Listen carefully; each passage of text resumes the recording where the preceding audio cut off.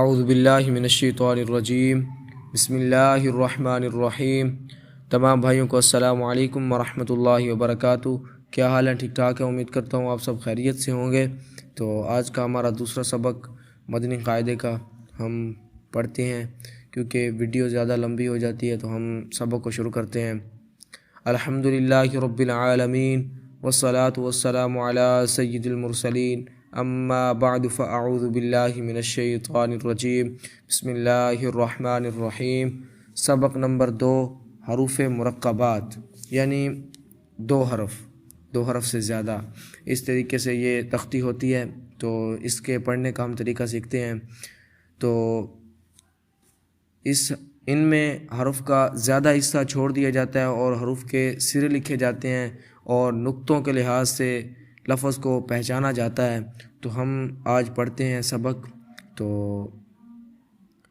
ان کے پڑھنے کا طریقہ کچھ یوں ہے: الف لام الف لام الف با الف نون الف تا الف یا الف ثا الف شین الف سین الف فا الف قاف الف جیم الف خا الف حا الف عین الف غین الف صاد الف ضاد الف طا الف ظا الف میم الف ہا الف کاف الف۔ تو ہم اب 2 سے زیادہ الفاظ پڑھتے ہیں، کیونکہ ویڈیو کو مختصر کرنا ہوتا ہے۔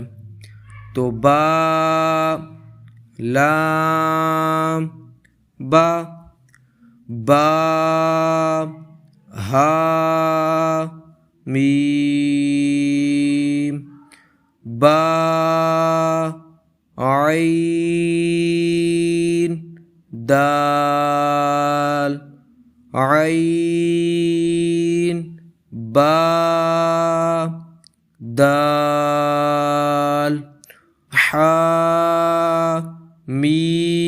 میم دال ہا لام کاف یا ہا با خا قاف فا ثا میم نون حا سین